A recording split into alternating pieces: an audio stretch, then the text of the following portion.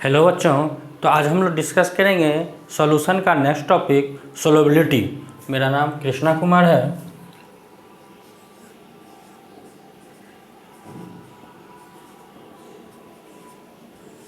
Solubility, तो solubility में हम लोग को देखना है solubility of A gas in a liquid.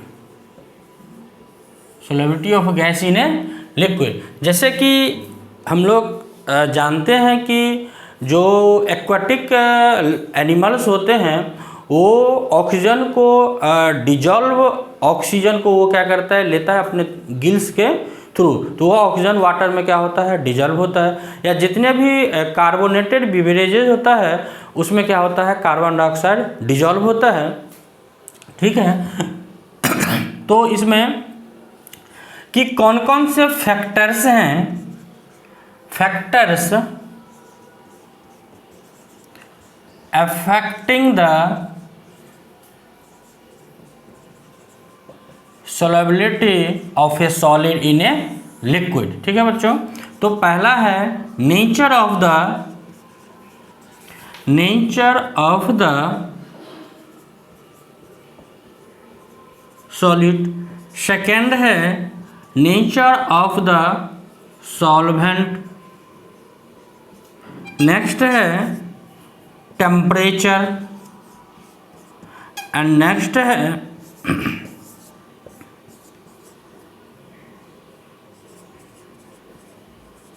Pressure, जिसमें सबसे इम्पोर्टेंट क्या है, प्रेशर का क्या इफेक्ट होता है solubility of A gas in a liquid. देखो बच्चों, नेचर ऑफ द सॉलिड और सॉल्वेंट की अगर हम लोग बात करें तो यहाँ पर लाइक डिजॉल्व्स लाइक, जो हम लोगों ने प्रीवियस वीडियो में देखा था कि किसी भी सॉलिड सॉल्यूट का किसी लिक्विड में जो सोलबिलिटी होता है उस समय हम लोगों ने देखा था लाइक डिजॉल्व लाइक, है ना। तो nature of the solute and the nature of the solvent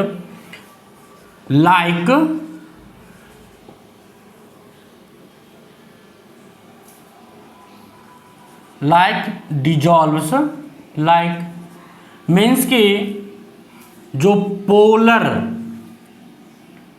polar gas होगा, है ना, जो पोलर गैस होगा, जो सॉल्यूट होगा वह पोलर सॉल्वेंट में, है ना, अच्छा से क्या होगा, वो डिजॉल्व होगा। ठीक है। अगर नॉन पोलर, अगर कोई गैस सॉल्यूट है तो वह नॉन पोलर सॉल्वेंट में क्या होगा, अच्छा से डिजॉल्व होगा। ठीक है बच्चों। तो यहाँ पर क्या है कि अगर कोई गैस किसी लिक्विड में अच्छा से डिजॉल्व हो रहा है, इसका मतलब ये हो गया कि दोनों का जो इंटरमोलिकुलर इंटरेक्शन है वह क्या है, सिमिलर है। इसलिए पोलर सॉल्यूट पोलर सॉल्वेंट में मीन्स लिक्विड में डिजॉल्व होगा, और नॉन पोलर जो गैस होगा, है ना, वह non polar liquid means solvent में क्या होगा, अच्छा से डिजॉल्व होगा। ठीक है। तो ये हो गया nature of the solute and nature of the solvent. जो नेक्स्ट फैक्टर है वह है इफेक्ट ऑफ प्रेशर, जो कि सबसे इस चारों फैक्टर में से ये फैक्टर क्या है, इंपॉर्टेंट है। इफेक्ट ऑफ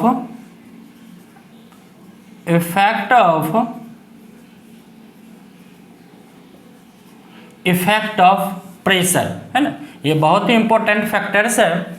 इसमें क्या है बच्चों कि इफेक्ट ऑफ प्रेशर का मीन्स ये हो गया कि अगर हम लोग किसी गैस को किसी लिक्विड में अगर डिजॉल्व कर रहे हैं तो अगर उस गैस के प्रेशर को चेंज करते हैं तो वह जो गैस है उस सॉल्यूशन में उसका क्या होगा, सोलबिलिटी क्या चेंज होता है। ठीक है। तो इसी को हम लोग क्या बोलते हैं, इफेक्ट ऑफ प्रेशर। तो इसके लिए क्या है कि जैसे समझो कि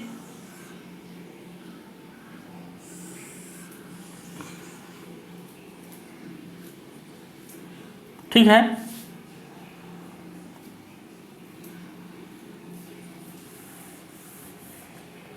यहाँ पे हम लोगों ने पिस्टन लगा रखा, इसमें हम लोगों ने पिस्टन लगा दिया है, ठीक है। अब यहाँ पिस्टन पे हम लोग क्या कर रहे हैं, यहाँ पर प्रेशर अप्लाई कर रहे हैं W1, है ना। तो यहाँ पे कोई गैस है, ठीक है, और यहाँ पर क्या, ये सॉल्यूशन फेज है। ये क्या है बच्चों, सॉल्यूशन फेज है। ये जो है क्या है, gaseous phase, gaseous phase at pressure P and temperature T पर यहाँ पर कोई गैस है और ये क्या है, सॉल्यूशन फेज है, ठीक है। क्या होगा कि स्टार्टिंग में जैसे ही ये जो गैस है, ये गैस क्या होगा, इस सॉल्यूशन फेज में डिजॉल्व होते जाएगा, डिजॉल्व होते जाएगा, है ना। तो उसके जो अपोजिंग इवेपोरेशन है ना, वह भी क्या होगा कि जो डिजॉल्व गैसियस पार्टिकल है वो क्या हो जाएगा, सेपरेटेड फ्रॉम द सॉल्यूशन। तो एक ऐसा स्टेज पहुंचेगा जिस समय पर क्या हो जाएगा कि दोनों जो प्रोसेस है, मीन्स कि डिजोल्यूशन और एवेपोरेशन प्रोसेस दोनों क्या हो जाएगा, दोनों का जो रेट हो जाएगा वह क्या हो जाएगा, इक्वल हो जाएगा, है ना। तो एट इक्विलिब्रियम क्या होगा बच्चों, जब इक्विलिब्रियम आ जाएगा तो क्या हो जाएगा, यहाँ rate of dissolution, rate of dissolution is equal to rate of evaporation, rate of dissolution is equal to rate of evaporation हो जाएगा। मीन्स क्या हो गया, क्या हो जाएगा, rate of gaseous particles entering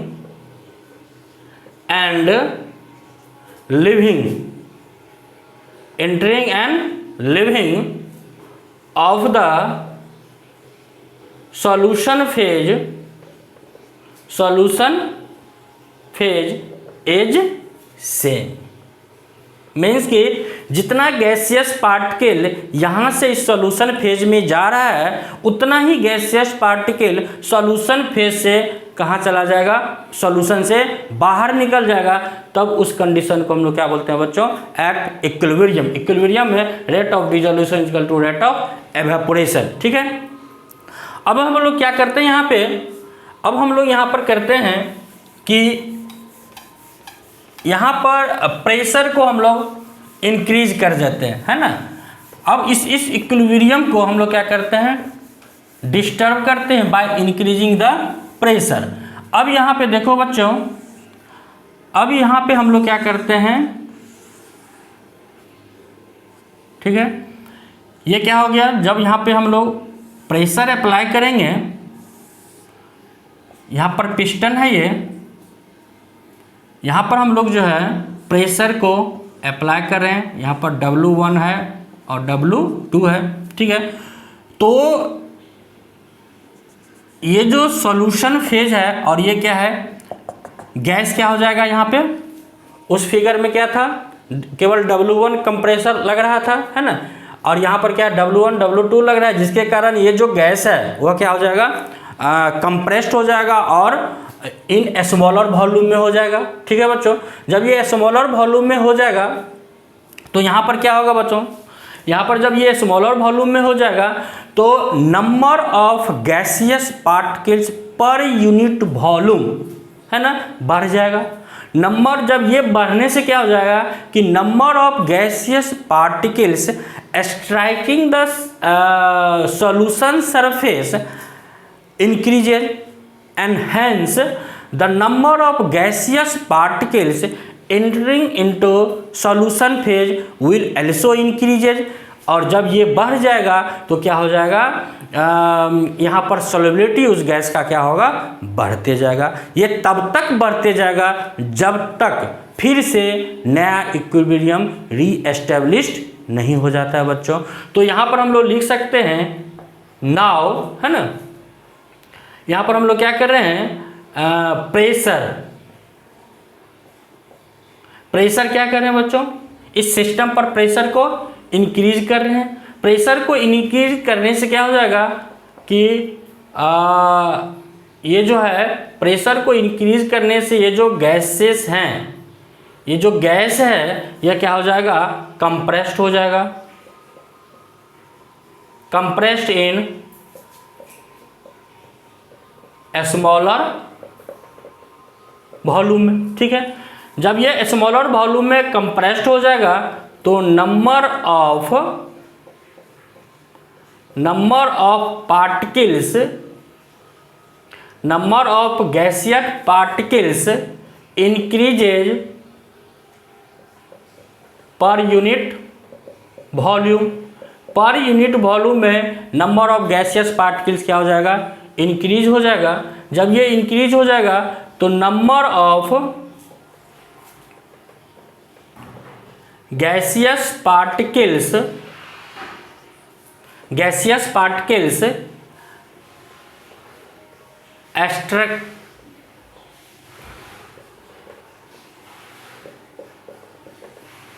striking at the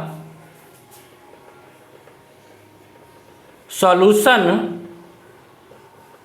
surface increases, जिसके कारण क्या होगा कि number of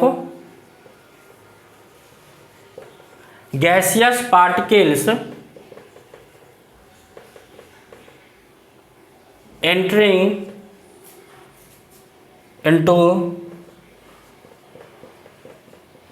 solution phase also increases, है ना।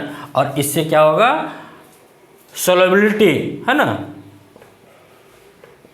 solubility of gas increases until new equilibrium is re-established। ठीक है बच्चों, समझ में आ गया। तो ये होता है कि हम लोग इसमें क्या देखा कि अगर गैस के प्रेशर को अगर हम लोग बढ़ा रहे हैं तो क्या हो रहा है कि उस गैस का सोलबिलिटी भी क्या हो रहा है, बढ़ रहा है। ठीक है, तो इसके बारे में एक साइंटिस्ट थे हेनरी, उन्होंने अपना एक रिलेशन बताया। उन्होंने बोला कि यह क्वांटिटेटिव रिलेशन उन्होंने बताया, हेनरीज लॉ। क्या बच्चों, हेनरीज लॉ। ठीक है, हेनरीज लॉ, है ना। ये हेनरीज लॉ कहता है कि अगर किसी गैस के प्रेशर को अगर हम लोग बढ़ाएंगे तो उस गैस का उस लिक्विड में, है ना, उसका क्या हो जाएगा, सोलबिलिटी क्या होगा, बढ़ेगा। तो P इजकल टू के एच मोल फ्रैक्शन ऑफ, ये मान लो P गैस का है, ये क्या है, मोल फ्रैक्शन ऑफ गैस का है। तो ये mathematical expression of Henry's law है ना। तो ये हो गया P, क्या हो गया, प्रेशर। इसको हम लोग बोल सकते हैं partial pressure of gas in vapour phase. ये जो KH है ये क्या है, proportionality constant called Henry's law constant. Henry's law constant बच्चों, ये क्या है, मोल फ्रैक्शन